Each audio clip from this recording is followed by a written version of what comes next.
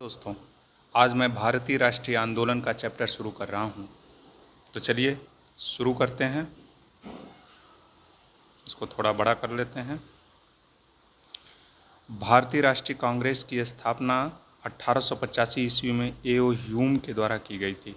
इसका पहला अधिवेशन 28 दिसंबर 1885 को बम्बई स्थित गोकुल दास तेजपाल संस्कृत विद्यालय में आयोजित किया गया था।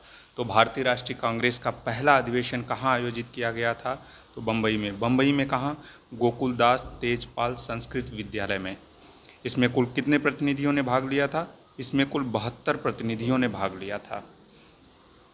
यह कथन किस महापुरुष के हैं ये लिखा गया है। इसको आप स्क्रीनशॉट ले सकते हैं। मैं रुक जाता हूँ।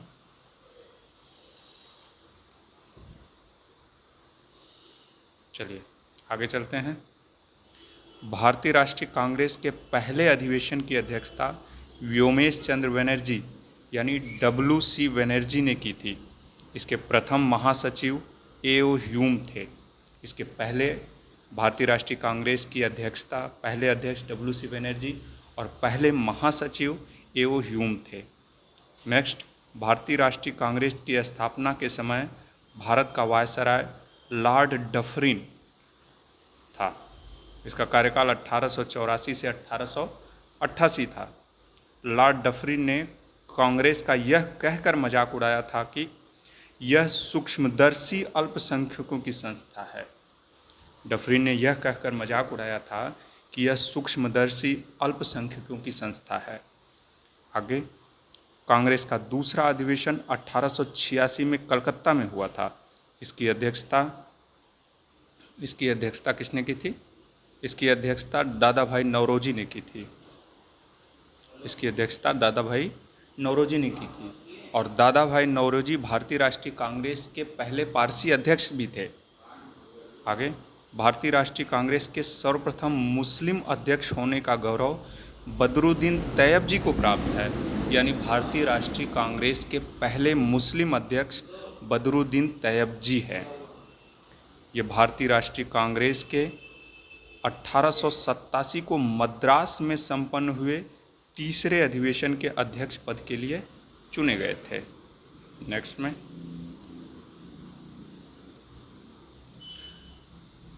भारतीय राष्ट्रीय कांग्रेस का प्रथम निर्वाचित यूरोपीय अध्यक्ष जॉर्ज यूले था। प्रथम निर्वाचित यूरोपीय अध्यक्ष कौन था? George Yule. कांग्रेस के लिए समर्थन प्राप्त करने के उद्देश्य से जुलाई 1889 ईस्वी में लंदन में विलियम डिग्बी की अध्यक्षता में, किसकी अध्यक्षता में? विलियम डिग्बी की अध्यक्षता में ब्रिटिश कमेटी ऑफ इंडिया की स्थापना की गई।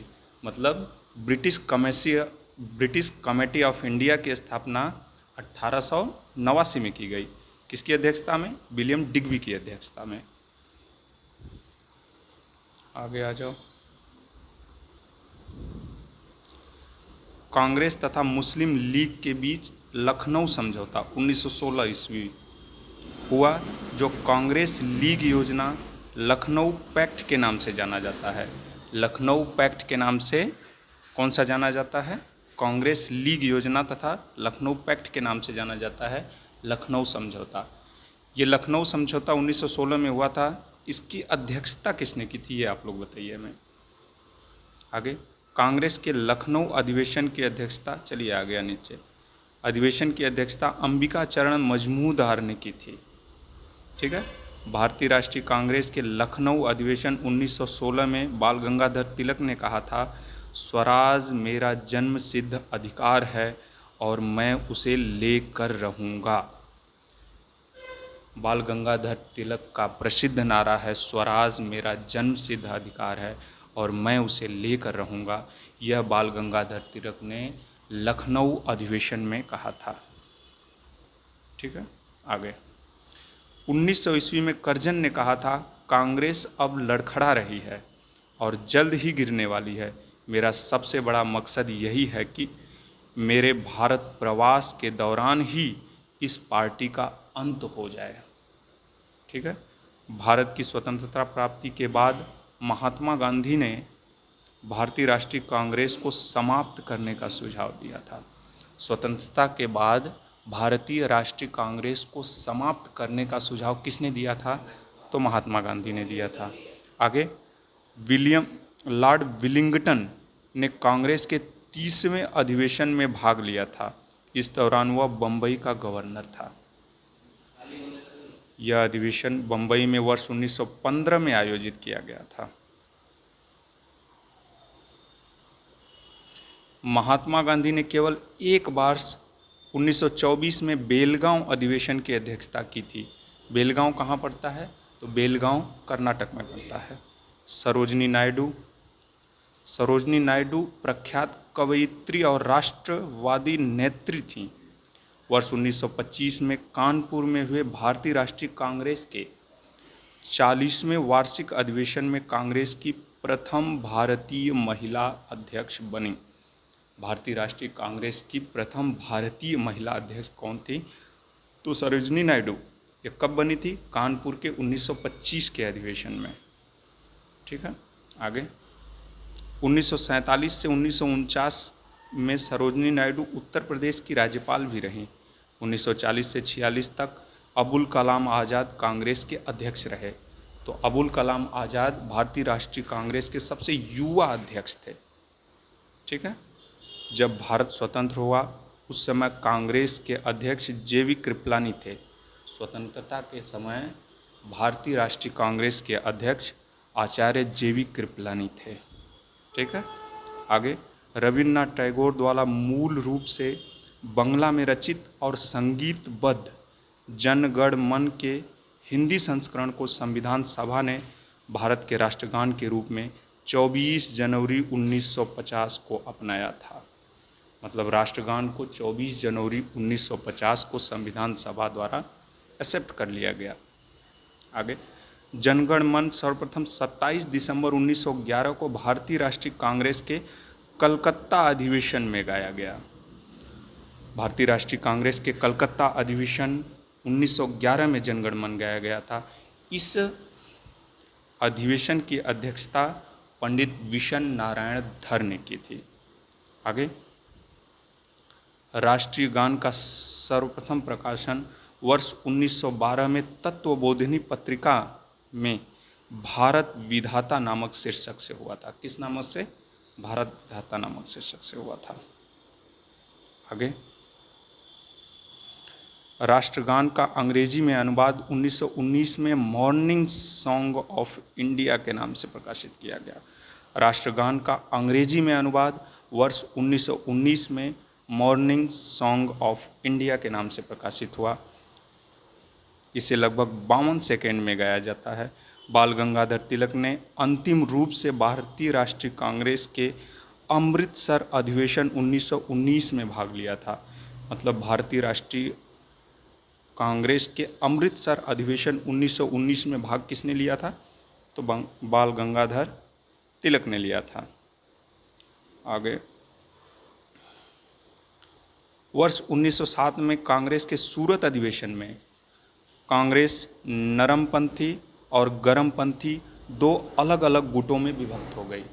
इसकी अध्यक्षता किसने की थी? इसकी अध्यक्षता रास बिहारी बोस ने की थी। कांग्रेस के सूरत अधिवेशन 1907 में कांग्रेस गरम दल और नरम दल में बट गई थी। जो लखनऊ पैक्ट 1916 में हुआ था उसमें फिर इनका पैचअप हो गया था, फिर ये मिल गए थे।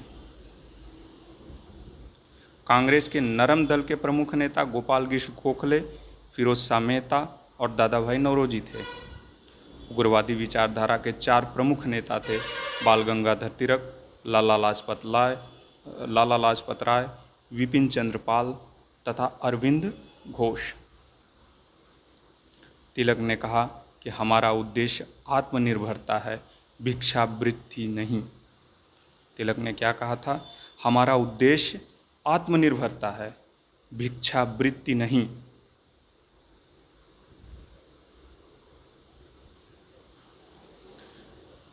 लाला लाजपत राय, बाल गंगाधर तिलक तथा बिपिन चंद्र पाल को लाल बाल पाल के नाम से जाना जाता है। तो लाल बाल पाल के नाम से किसे जाना जाता है? लाला लाजपत राय, बाल गंगाधर तिलक तथा विपिन चंद्र पाल को लाल बाल पाल के नाम से जाना जाता है। लाला लाजपत राय ने इटली के क्रांतिकारी राष्ट्रपिता मैजिनी के जीवन वृत्त को पढ़ने के बाद उन्हें अपना राष्ट्रगुरु नहीं, राजनीतिक गुरु माना।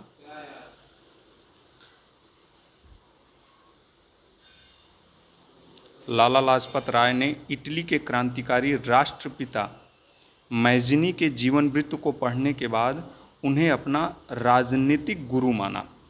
तो लाला लाजपत राय के राजनीतिक गुरु कौन थे? तो मैजिनी।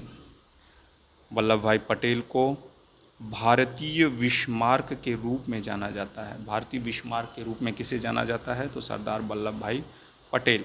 सर वैलेंटाइन सिरोल ने तिलक को भारत में अशांति का जन्मदाता कहा। वैलेंटाइन सिरोल ने बाल गंगाधर तिलक को भारत में अशांति का जन्मदाता कहा। तिलक ने महाराष्ट्र में शिवाजी उत्सव तथा गणपति पर्व आरंभ किए ताकि जनता में राष्ट्र सेवा की भावना जगे। आगे बाल गंगाधर तिलक की 1 अगस्त 1920 को हुई मृत्यु के बाद उनकी अर्थी को महात्मा गांधी के साथ मौलाना शौकत अली तथा सैफुद्दीन किचलू ने उठाया था। 1 अगस्त 1920 को बाल गंगाधर तिलक की मृत्यु हो गई थी। उनकी अर्थी को किसने कंधा दिया था? तो महात्मा गांधी के साथ मौलाना शौकत अली तथा डॉक्टर सैफुद्दीन किचलू ने उठाया था। तो दोस्तों यहीं पे इस वीडियो को समाप्त करते हैं। आगे की वीडियो नेक्स्ट डे आएगी। चैनल को सब्सक्राइब करें, लाइक करें। धन्यवाद।